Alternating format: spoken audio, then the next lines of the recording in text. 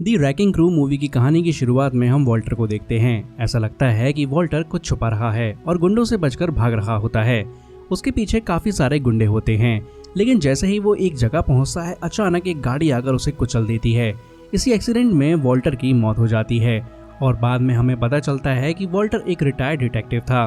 फिर story James पर shift होती है, जो कि यूएस नेवी में होता है। उसे खबर मिलती है कि उसके पिता की डेथ हो चुकी है। ये सुन के जेम्स काफी दुखी हो जाता है। वो घर आता है जहां वो अपनी वाइफ लेला के साथ रहता है। जेम्स लेला को बताता है कि उसे अपने फादर की बॉडी लेने जाना होगा।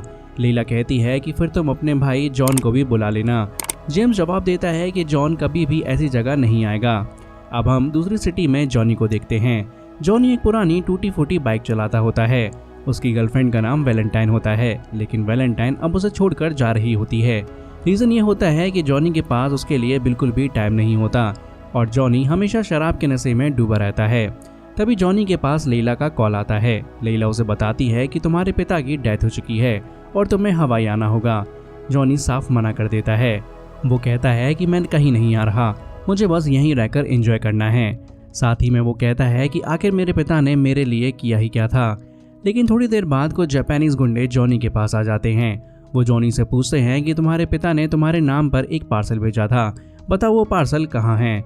जॉनी कहता है कि उसके पिता से बचपन में बात होती थी, लेकिन बाद में उनसे कोई कांटेक्ट नहीं रहा और अब तो उसे ये भी पता चला है कि उसके पिता मर चुके हैं। अब जापानीज गुंडे जॉनी को धमकाना शुरू कर देते हैं। इससे जॉनी का दिमाग खराब हो जाता है और गुस्से में आकर वो दोनों गुंडों को बहुत बुरी तरह पीट देता है। वो उन्हें उठाकर पटक देता है और घसीट कर मारता है। लेकिन ये जापानीज आदमी बार बार जॉनी पर चाकू और बोतल से अटैक करते हैं, पर जॉनी बहुत स्ट्रांग होता है। वो दोनों जापानीज लोगों को अच्छा खासा सबक सिखाता है और आखिर में उन्हें मार देता है। तब जाकर जॉनी का पीछा छूटता है। उधर हवाई में वॉल्टर का फ्यूनरल चल रहा होता है। जेम्स अपनी पूरी फैमिली के साथ वहाँ होता है। तभी जॉनी भी वहाँ पहुँच जाता है और सबसे मिलता है। यहीं हमें जॉनी की कजन नैनी भी दिखाई देती है। जॉनी लेला और जेम्स से मिलता है, लेकिन थोड़ी ही देर में वो दोनों भाई बच्चों की तरह आपस में लड़ने लगते हैं। प्रीस तक उन्हें डांट देता है और कहता है कि कम से कम यहाँ तो शांत रहो। यहाँ ये भी क्लियर हो जाता है कि जॉनी और जेम्स के फादर सेम थे, लेकिन उनकी माँ अलग अलग थी।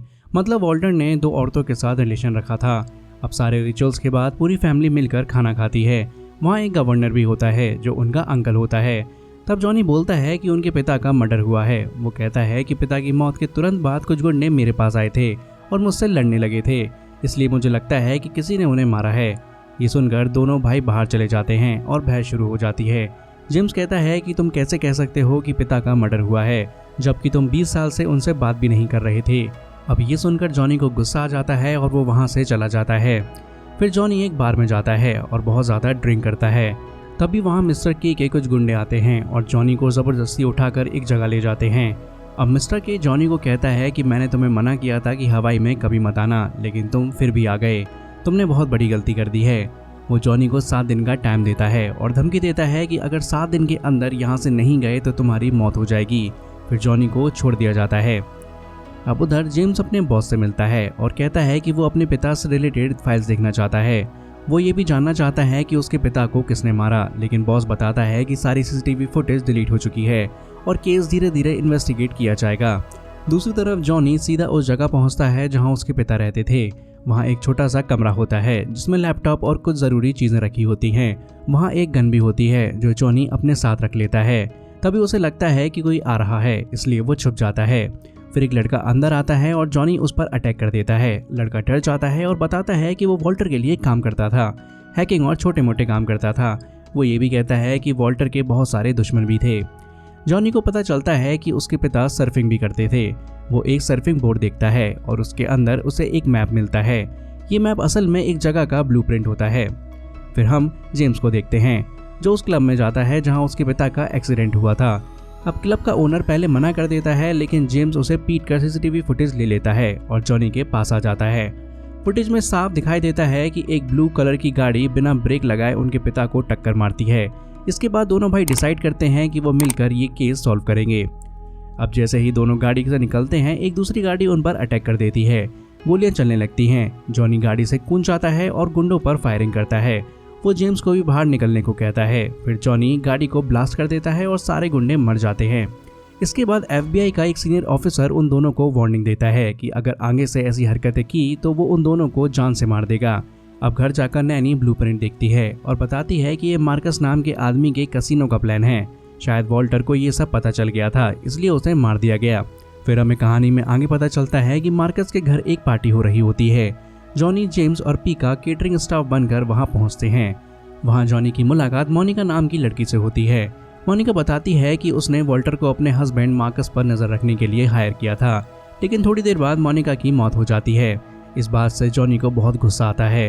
वो मार्कस के पास जाता है, उसके गुंडों को पीटता है और मार्कस पर इल्जाम लगाता है कि ये सब तुम्हारी वजह से हुआ है, तुमने अपनी पत्नी को ही मरवा दिया, तुम ऐसा कैसे कर सकते हो। लेकिन यहाँ मार्कस के गुंडे टेजर से जॉनी को इलेक्ट्रिक शॉक देते हैं और उसे पुलिस के हवाले कर देते हैं। जॉनी जेल पहुंच जाता है, लेकिन उसका अंकल गवर्नर होता है। वो जॉनी को तसल्ली देता है और कहता है कि मैं तुम्हें छुड़वा लूंगा, और इस तरह जॉनी बाहर आ जाता है। लेकिन इसके बाद जॉनी अपने भाई जेम्स से बात करता है। वो बहुत ज़्यादा गुस्से में होता है क्योंकि मोनिका के साथ उसकी दोस्ती हो रही थी और अब मोनिका भी नहीं रही। इसी गुस्से की वजह से दोनों भाई आपस में ही लड़ने लगते हैं। दोनों एक दूसरे को उठा कर फेंक कर मारते हैं। जेम्स भले ही अब थोड़ा बूढ़ा हो गया हो, लेकिन उसके हाथों में अभी भी काफ़ी ताकत होती है। इसी वजह से वो जॉनी को जोर जोर से मुक्के मार देता है। जॉनी बुरी तरह घायल हो जाता है और लोग बीच में आकर लड़ाई रोक देते हैं। फिर थोड़ी देर बाद दोनों भाई एक दूसरे से माफ़ी मांगते हैं और समझाते हैं कि अगर आपस में ही लड़ते रहेंगे तो केस कभी सॉल्व नहीं कर पाएंगे, इसलिए दोनों घर लौट जाते हैं। अब घर पर लैला देखती है कि दोनों का हाल काफ़ी ख़राब है। वो पूछती है कि क्या हुआ, तो दोनों कहते हैं कि हम गुंडों से लड़ रहे थे। लैला बोलती है कम से कम झूठ तो ढंग से बोल लेते। इसी बीच जॉनी के चेहरे पर स्माइल आ जाती है क्योंकि उसकी गर्लफ्रेंड वैलेंटाइन का कॉल आ जाता है। वैलेंटाइन कहती है तुम घर छोड़कर चले गए और मुझे बताया भी नहीं, अब तुम कहाँ हो। तुम्हारे घर पर काफ़ी सारे पार्सल्स आए थे, जिसमें से एक पार्सल में पेन ड्राइव थी। जॉनी कहता है कि मुझे वही पेन ड्राइव चाहिए। अब वो वैलेंटाइन से रिक्वेस्ट करता है कि या तो पेन ड्राइव जल्दी से जल्दी हवाई भेज दो या फिर खुद ही आ जाओ। ज़्यादा रिक्वेस्ट करने पर वैलेंटाइन मान जाती है और हवाई आ जाती है। जॉनी उसका वेलकम करता है। अब वैलेंटाइन जॉनी को पेन ड्राइव दे देती है और साफ कह देती है कि मैं दोबारा तुम्हारे चक्कर में नहीं पड़ूंगी, हमारा ब्रेकअप हो चुका है। जॉनी भी शांत रहकर कहता है ठीक है, कोई प्रॉब्लम नहीं, चलो घर चलते हैं। अब जॉनी, जेम्स, वैलेंटाइन और पीका ये चारों गाड़ी में बैठकर घर की तरफ निकलते हैं। पीका पेन ड्राइव को लैपटॉप में लगाकर ओपन करने की कोशिश करता है, लेकिन पेन ड्राइव पासवर्ड प्रोटेक्टेड होती है। वो बार बार ट्राई करता रहता है, लेकिन तभी अचानक एक हेलीकॉप्टर आ जाता है और उनकी गाड़ी पर फायरिंग शुरू कर देता है। जवाब में दोनों भाई हेलीकॉप्टर पर गोलियां चलाने लगते हैं। उन्हें यह भी नहीं पता होता कि ये गुंडे किसके हैं। अब वैलेंटाइन कहती है कि गाड़ी में चलाती हूँ और वो बहुत खतरनाक तरीके से ड्राइव करने लगती है। इसी बीच कुछ बाइकर्स उनकी गाड़ी पर अटैक कर देते हैं, लेकिन दोनों भाई मिलकर उन बाइकर्स को भी मार देते हैं। किसी का हाथ तोड़ देते हैं तो किसी को उठाकर फेंक देते हैं, लेकिन हेलीकॉप्टर अभी भी फायरिंग करता रहता है। आखिर में जॉनी हेलीकॉप्टर के पायलट को गोली मार देता है। पायलट कंट्रोल खो देता है और हेलीकॉप्टर एक सुरंग के पास क्रैश हो जाता है, जहाँ जोरदार ब्लास्ट होता है। अब अच्छी किस्मत से चारों की जान बच जाती है। अब ये लोग थोड़ी देर के लिए एक जगह रुकते हैं और कुछ खाना पीना करते हैं। इसी दौरान पीका पेन ड्राइव क्रैक कर लेता है। उसे पता चल जाता है कि पेन ड्राइव के अंदर $12 मिलियन का ट्रांजैक्शन हुआ है और सारे रिकॉर्ड इसी पेन ड्राइव में होते हैं। ये सारा पैसा सिर्फ एक आदमी के अकाउंट में गया होता है और वो है गवर्नर। उधर नैनी गवर्नर के पास जाती है और उसे ब्लूप्रिंट दिखाकर बताती है कि इस जगह पर एक ट्राइब रहती है, लेकिन यहाँ पर कसिनो बनने वाला है जिसके लिए गवर्नमेंट अप्रूवल भी मिल चुका है। नैनी पूछती है कि फिर ट्राइब को वहाँ से क्यों हटाया जा रहा है और उन्हें बदले में कुछ भी क्यों नहीं मिल रहा। गवर्नर ब्लूप्रिंट अपने पास रख लेता है और कहता है कि मैं इसकी जांच करूंगा। इधर जेम्स, जॉनी, वैलेंटाइन और पीका घर पहुंच जाते हैं, लेकिन घर आते ही उन्हें एक बुरी खबर मिलती है। उन्हें पता चलता है कि लैला घर पर नहीं है। बच्चे बताते हैं कि कुछ गुंडे आए थे और मम्मा को अपने साथ ले गए। ये सुनते ही जॉनी और जेम्स का गुस्सा 7वें आसमान पर पहुंच जाता है। तभी जॉनी के पास मार्कस का वीडियो कॉल आता है। मार्कस कहता है कि तुम्हारे पास एक पेन ड्राइव होगी जो शायद वॉल्टर ने तुम्हें भेजी थी। मुझे वो पेन ड्राइव हर हाल में चाहिए। मैंने नैनी और लैला दोनों को पकड़ कर रखा है। अगर पेन ड्राइव जल्दी नहीं भेजी तो मैं दोनों को मार दूंगा। ये सुनते ही दोनों भाई समझ जाते हैं कि अब मार्कस को ख़त्म करना पड़ेगा। फिर रात के अंधेरे में दोनों चुपके चुपके मार्कस के घर पहुंच जाते हैं। घर में हैवी सिक्योरिटी होती है, लेकिन फिर भी बिना डरे अंदर घुस जाते हैं। वो बिना शोर मचाए एक एक करके गुंडों को मारते जाते हैं। मार्कस को भी अंदाज़ा हो जाता है कि कुछ तो गड़बड़ है, इसलिए वो अपना एक आदमी भेजता है। वो आकर बताता है कि बिजली चली गई है, सारे वायर काट दिए गए हैं और बाहर लाशों का ढेर लगा हुआ है। तभी जॉनी उस आदमी को भी मार देता है और सीधा मार्कस के सामने आ जाता है। अब मार्कस कहता है तो तुम लोग आ ही गए, अब तुम्हारी पूरी तरह से बैंड बजानी पड़ेगी। फिर वो अपने जापानीज फाइटर नाकामुरा को बाहर भेजता है। नाकामुरा अपने लोगों के साथ जिम से लड़ने लगता है, लेकिन जेम्स अकेला ही सबको सबक सिखा देता है। किसी का हाथ तोड़ देता है, किसी को कुल्हाड़ी से मार देता है और किसी का सर हथौड़े से फोड़ देता है।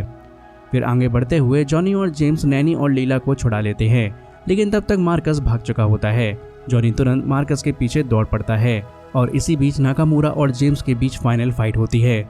नाकामुरा तलवार से जेम्स को मारने की पूरी कोशिश करता है, लेकिन जेम्स अपनी ताकत और समझदारी से उसे मार देता है। वहीं दूसरी तरफ बाहर के साइड मार्कस और जॉनी के बीच एक लंबी डेंजरस फाइट होती है। मार्कस जॉनी पर भारी पड़ता है, उसे बुरी तरह पीटता है और गन पॉइंट पर ले लेता है। वो कहता है कि तुम्हारे पिता को मारना मेरी मजबूरी थी, जैसे उन्हें मारा वैसे ही तुम दोनों को भी मार दूंगा। फिर मार्कस गोली चला देता है, लेकिन गोली तेल से भरे टैंकर पर लग जाती है। इससे जोरदार ब्लास्ट हो जाता है और जॉनी पानी में कूदकर बच जाता है, लेकिन मार्कस वहीं मर जाता है। ये सब जेम्स भी देख लेता है और जॉनी को बचाने के लिए वो भी पानी में कूद जाता है। फिर अगली सुबह गवर्नर को अरेस्ट कर लिया जाता है, क्योंकि सारे सबूत उसके खिलाफ होते हैं। गवर्नर चिल्लाता रहता है कि उसे फंसाया जा रहा है, लेकिन पुलिस उसे ले जाती है। उसके बाद पूरी फैमिली समुद्र के किनारे एक साथ टाइम स्पेंड करती है। फिर जॉनी एक पेड़ के पास अपनी माँ की फोटो लगाता है और कहता है कि मैं आपको बहुत मिस करता हूँ, मैंने आपके लिए एक बहू भी ढूंढ ली है। वो थोड़ी जिद्दी है, लेकिन अगर मौका मिला तो मैं उसे जिंदगी भर नहीं छोड़ूंगा। तभी मिस्टर के वापस आता है और जॉनी से कहता है कि मैंने तुम्हें 7 दिन का वक्त दिया था, लेकिन तुम अभी भी नहीं गए और अभी तक यहाँ पर हो। इसके अलावा वो जॉनी को एक पर्ची भी देता है, जिसमें लिखा होता है कि जॉनी की माँ के मर्डर के पीछे कौन था। जॉनी वो पर्ची जेम्स को दे देता है। जेम्स नाम पढ़ते ही पर्ची को जला देता है। आखिर में दोनों भाई पूरी फैमिली के साथ खुश रहते हैं और एंजॉय करते हैं। और इसी के साथ द रैकिंग क्रू मूवी की कहानी यहीं पर खत्म हो जाती है।